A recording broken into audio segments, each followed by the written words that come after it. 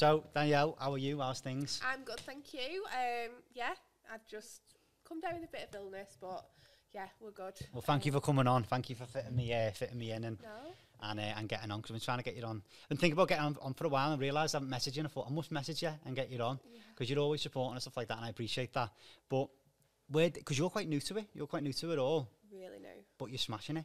Really new. And Hustling with Housing has been like, from day one, I think it's one of the first housing podcasts that I've listened to. So I appreciate that. Fangirl moment right now. Oh no, I appreciate that. It means a lot. So where did it start for you then? Because you've only started. You've been involved for a business for quite a while, haven't you? Yeah. In different businesses. Yeah. But only property since maybe February time, is it? Yeah. So where did it start? Where did the business sort of trait start from? So I've always been interested in property. I'm a teacher, roll back. So that's what I went to do, because mum and dad wanted me to go down the proper route, because you're clever, you don't want to do anything. Like, they saw like hairdressing and makeup as for thick people, but it's not that way. So I did do that, and then what I ended up doing was doing like my hair and makeup in the background. Ended up doing like mobile, and like got there just in time, because when COVID hit, I feel like everybody become a hairdresser or makeup artist. Yeah. But I'd already like done my mobile bit and saved up for my first property. Yeah. Cash. So wow. Yeah. Incredible, that. Yeah, I used to like save up so much a week and like stash it in the wardrobe and stuff, make sure I had it. Yeah. And then we ended up buying our residential, and obviously I thought I was winning because I had this property that was cash, no mortgage, because that's the way that you sort of like brought up to think, isn't it? Home, and then always been interested in property, and I just fell out of love with teaching and the hair game. I felt like the business was very, I had to be there all the time. If it wasn't me doing it, then it wasn't succeeding. And the industry just died a little bit after COVID. It really did hit the hair and makeup industry really hard.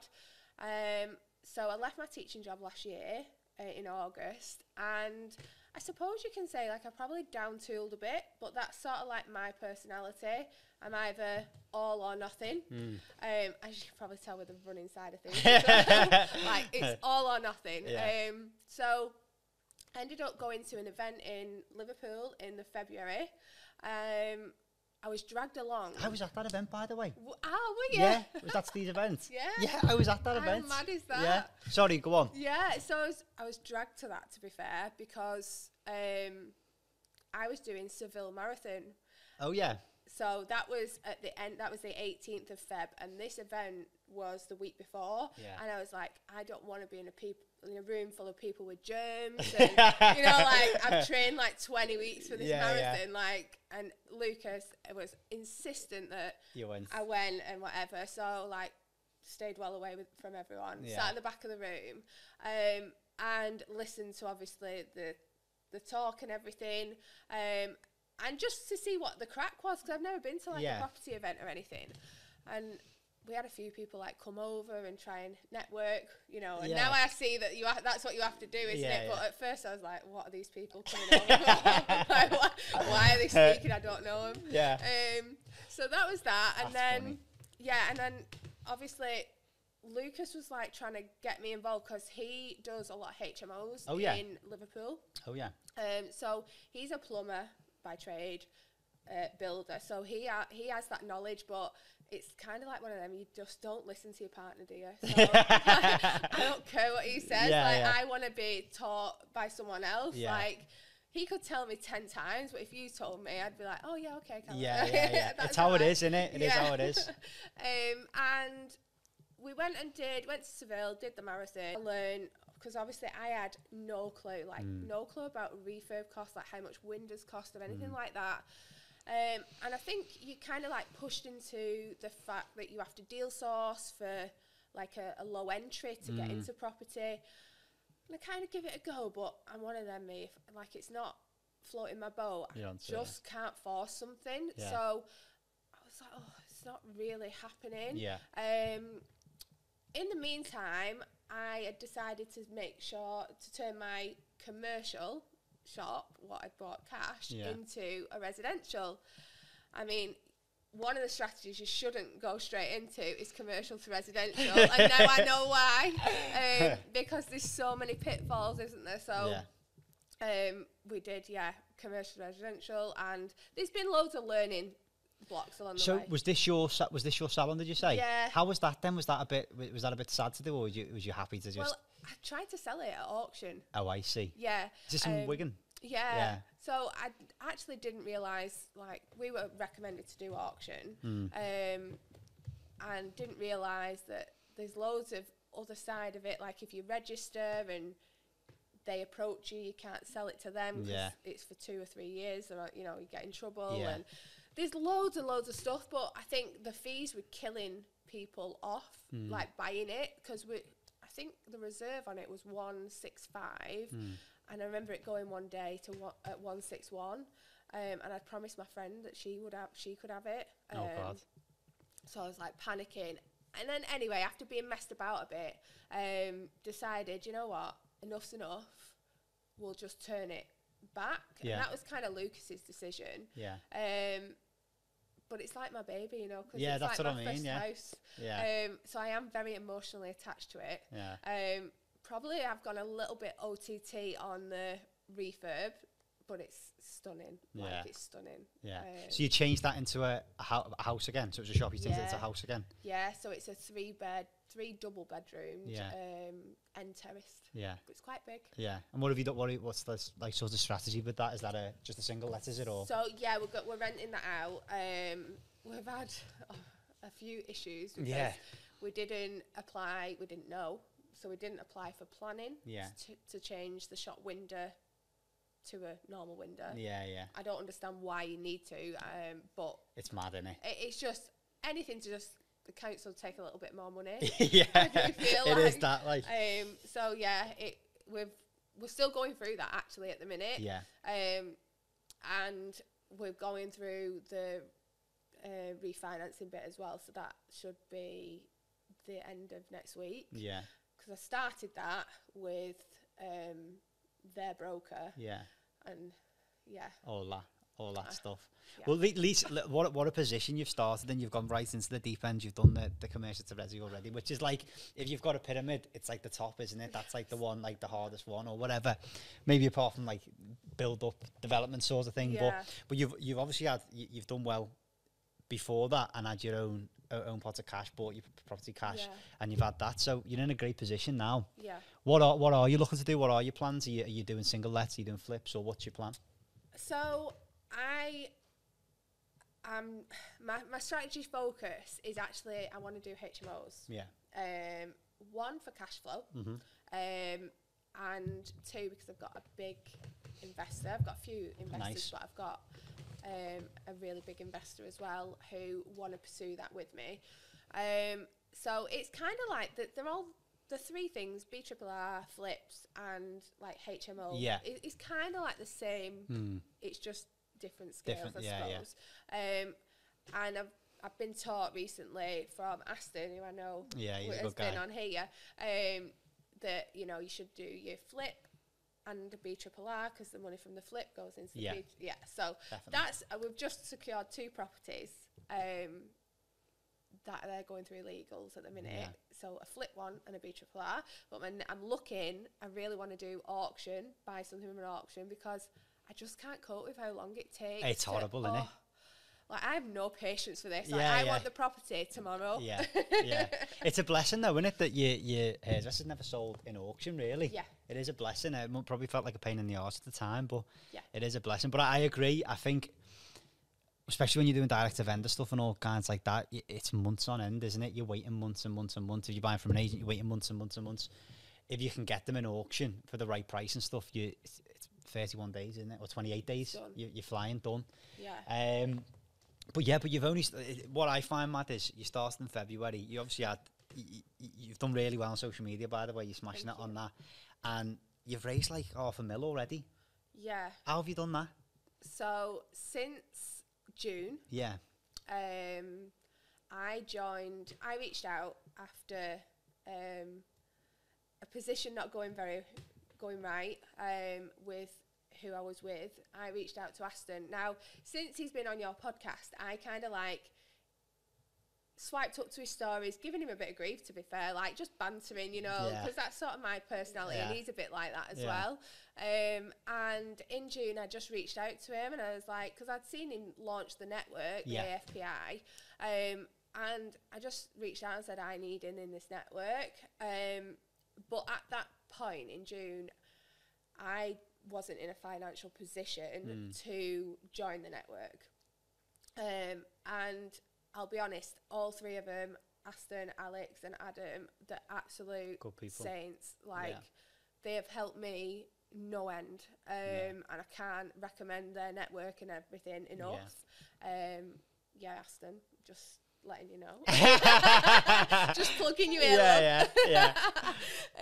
No, so they just kind of like taught me through it, and it's really easy when you know.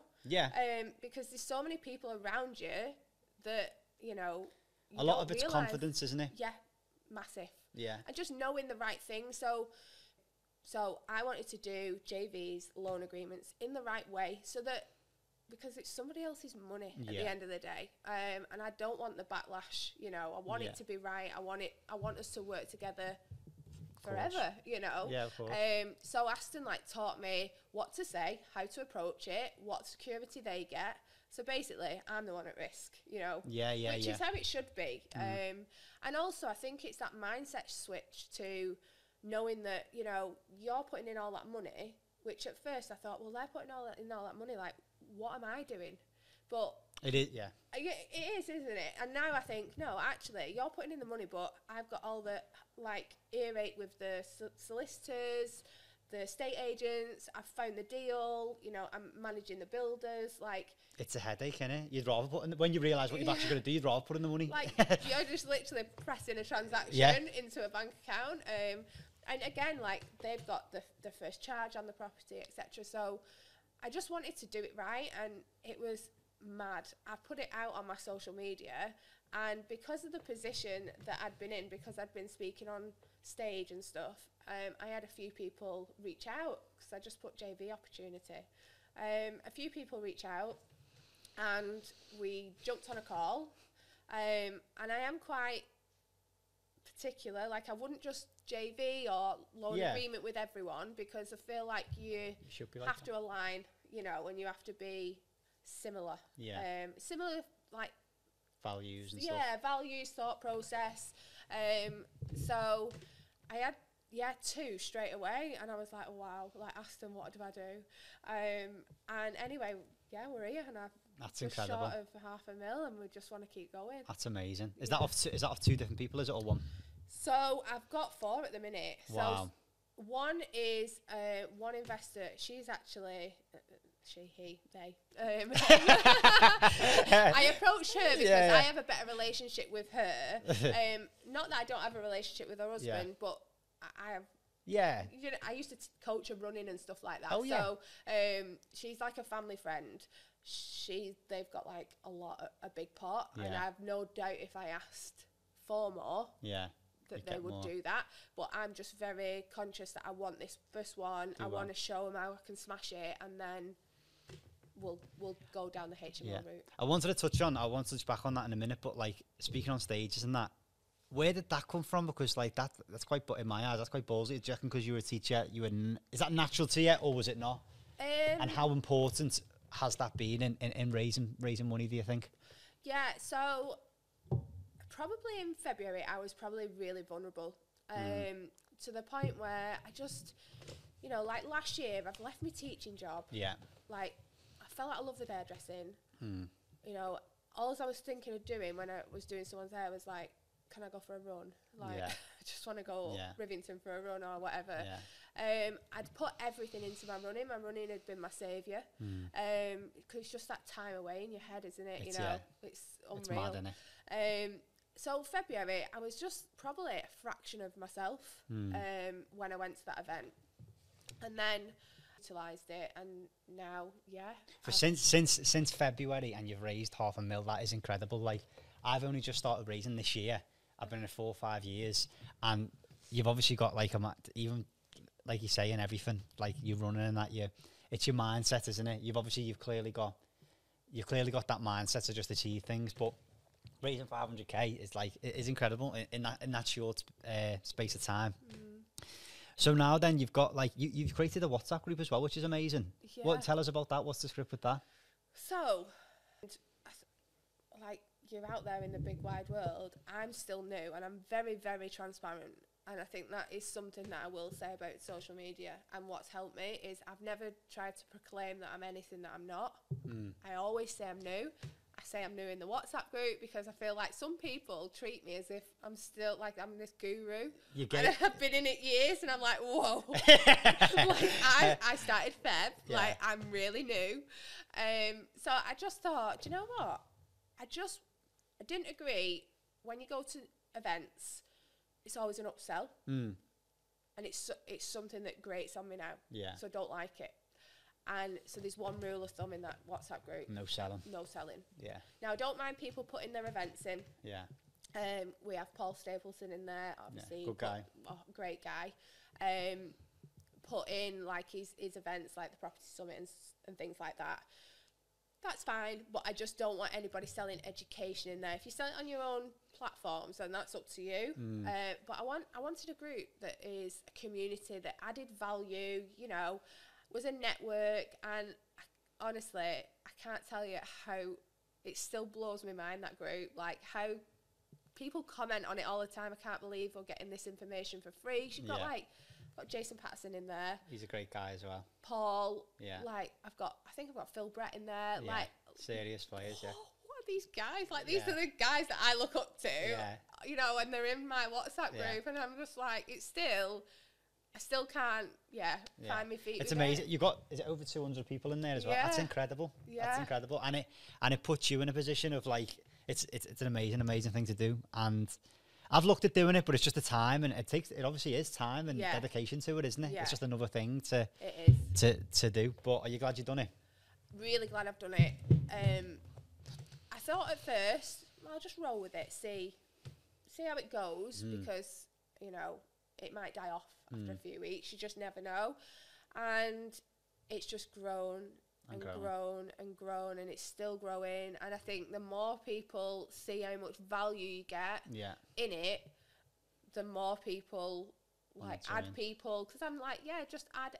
Anyone can be added. Just make sure that there's no upsell, because that is, I will delete the thing. Get rid, I will delete, and I'll message you privately and say like.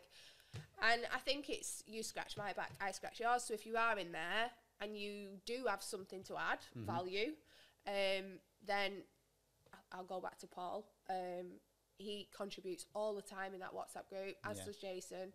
And in turn, you can put your events in, you know. So of course, it's a win-win for everyone, isn't it? It absolutely is, you know, and it's still mind-blowing. I just can't believe it. It's a belter. So back to the money you raised, and how did that come about? Was it you approaching people? Is it obviously past network, new network? Where did that come about? So a few people swiped up to my Instagram. Oh, of course. Sorry, You know them notes that you can put on? I'd put a story on because I'd been and you're quite consistent with them, by the way. I see them quite a lot. I've been dying this week, so I'm like MIA, but I put a story on about a property it was the actual flip that we've got now, the figures and things like that, and then I put a note on saying like JV opportunity, and Aston just said like, at the end of the day, make an offer, and you can raise the finance in the time it takes with the legals. And I was like, oh God, that's scary. Like, what if I don't have the money at the end of it? So I did, and then I've obviously put that on. Had a few people swipe up to the note, and they'd seen me. They'd actually met me at events, which is mad. Yeah, did you remember them? I did. Because I was quite involved at the events. I try and treat people as you want to be treated. So I was always very friendly, very accommodating, and made sure everyone felt welcome and had everything at the event. So it was mad. So that was them. I had about 4 people swipe up to that, and then I thought, I'm going to ask this family friend because I know they've got a massive company and I know that they've got a lot of money, you know, and I'm not saying anything that I haven't said to her. Because I had that conversation. And I messaged, I thought, who do I message? Do I message him? Because it's his company, or do I message her? I'll message her. So I said, like, do you want to go for a chat? And, like, I didn't say what it was about. So I was so nervous.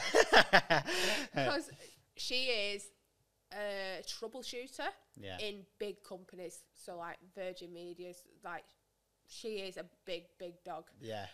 And it's one thing talking about, like, what you're doing at the weekend, food, and then it's another thing asking that person for money. Because the business mind switches on and it's like, she'll grill you. So I was like, oh my God, I'm so nervous. What do I do? And anyway, we went to a pub, her suggestion, walked from her house to a local pub, really nice. She lives in Lim, so nice and posh. And we just literally chatted for hours, not anything about best this. way, And then she said, so, what is it that you wanted? And I was like, oh shit. Choke. So I just said, I basically, I told her the figures, and I said, I need £265,000. And I just kept thinking, just believe that you can do it. That's it. And I think that comes from me running. You know, the mindset thing. Just believe that you can do it. What is the worst that she's going to say? No. And that's it. I'm just still in the same position. It's no problem. So I said, and she said, we've been looking for this for ages, but we haven't got the time. So this is perfect. And I was like, well played, wow. So I was like texting like, I texted Aston. I was like, oh my God, you would not believe what I've just done. I think him and Lucas are like the first people that I text. Because that's another thing with Aston and everyone. Like, they're so behind you. It's good people. Oh, yeah, like, he just wants to see you win. So I was like texting Aston, texting Adam, text Lucas. And then she said she'd have a word with her husband. So I thought, fair enough, like, this could still be a no. Of course. And it's probably half an hour from hers to mine. And within 20 minutes, I'm still in the car driving home. A phone call, I was like, oh my God. Like this in the car, I was like, hi, you okay? Thinking, oh my God, please, please, please. And she said, I've just spoke to Mark. So I thought, oh wow, like, if you've just, like, he was on holiday. And she got right in touch. Like straight away. And he said, I couldn't think of a better person to do it with because of how hard working I was. And I think, again, that was demonstrated through not just my running, but through, like, I'd still get my runs in. I was doing 50 mile a week, and, like, madness. I am the hardest worker in the room. I'd challenge anyone to outwork me. So that is something that a lot of the investors that had contacted me had said, like, you're so hard working, I'd love to. So it just went from there, really. That's incredible, you know. Mad. And well done, because that is incredible. But what are your plans then? What are you looking to do? I know you said before you're looking to get into the HMO space. Are you going straight into that? Are you going to do a few flips first? What's the script? So I think it's a case of, obviously these are going through legals, and I have expressed this to Aston, because, like, he holds my hand throughout it at the moment within that network. So that I want to get into the HMO, and I want to do it through auction just for time. Did see one actually last week, and I thought, oh my God, I'm well too emotional for this, because you should not bid on auction when you're this emotionally attached. Because it'll just keep going up and up and up. So it wasn't the right time. I think that is definitely the next port of call. And I think you've got to keep looking. Like, you can't just stop now. I've got them too. You've got to keep looking and finding something, because you need things in the pipeline. Keep going. Honest to God, everything you've, like, learned, and it's fucking incredible. It took me like 5 years to learn, like, knowing that you need properties in the pipeline, don't you? Because it's all, you have one, and then you get the right refinance, or you raise the money, and then you've got nothing. You need that pipeline. pipeline. You need that pipeline. What you've, honest to God, what you've learned since Feb's mad. What would you give? What advice would you give to someone starting now? Because it's mad to think someone could be starting now in 8 months. To them, whoever's listening, and think I could raise $500,000 and be on the ball and yeah. Do you know what I mean? Moving. What are some advice you'd give to someone starting out? Because it was it was literally by chance. It sounded like that you went to this event and then now. Yeah. Do you know what I mean? Mad. And I just said I'm a sort of person, like, if I'm in, I'm all in. Yeah. Don't think, just do it. Yeah. We all have that doubt. Yeah. You just have to shut the doubt out and just, you have to make it, I have to make it work. That was, my back's against the wall. You know, I have a lot of skills and a lot of qualifications, but none that I want. Yeah. You know, been to uni, teacher, like, you should never be unemployed because I could just go and get a job or I just didn't want to. Always follow your dreams. Always follow your dreams and believe, get on social media, document it, try and be as consistent as you can, try and learn about things on social media as well. Yeah. And always be authentic and be yourself. If people don't like it, that's their problem. Yeah. You know. That's it. And you've done really well on social media. You said, is that before you said because you had to, with the hairdressing stuff, you had to get customers in and that was the way of doing it? Yeah. Yeah. Yeah, so we always had to post, you know. So many transferable skills, isn't it, from your career before and stuff? Yeah, mad. And even like teaching, it's a transferable skill, you know, like you say about getting on stage, obviously. Yeah. I think actually getting on stage with adults isn't as bad as getting in front of a classroom of, I used to teach 10 and 11, so probably the worst years. Shit. You know, some of the grief I used to get, and I used to think, well, it can't be as bad as that. Yeah. So, yeah. That's it. Just got to do it. That's it. Incredible. Well, I think, actually one thing I did want to go into, you're running an event, aren't you? Like, just sort of joint venture an event. Tell us a little bit about that, because that's with Paul, isn't it? Yeah. He's a good guy, by the way. He's a nice guy. He's been on. He's a nice guy. Yeah, so I've listened. So I didn't know about Paul until I'd listened to... Oh, really? Yeah. Oh, mad's that? So I'd listened to the podcast, and I followed him, and again, I think just being myself, I'm not frightened to just swipe up to someone's story and, like, put laughing faces or, I don't know, give you a little bit of a cheeky banter, you know, that's sort of like who I am. I think I've done it with you know.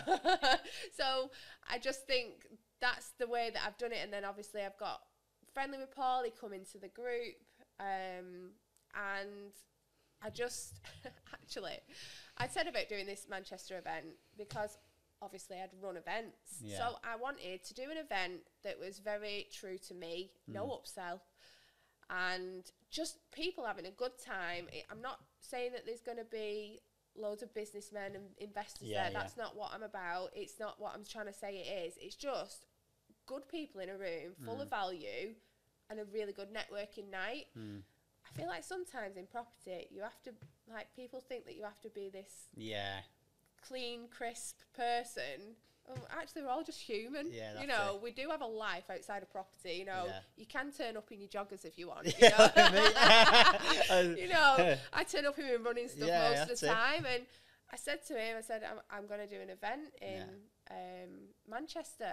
And I know he'd done the summit. And I think I was on his social media webinar. Yeah.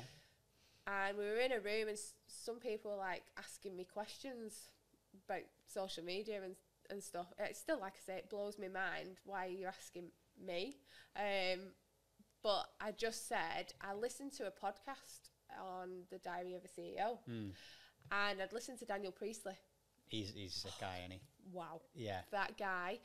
And I'm a real bad geek, so I listened to it once.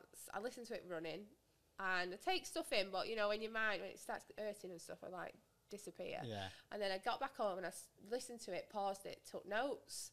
And one thing he said was about having with or without you energy. And I am very much an energy person, and I definitely have with or without you.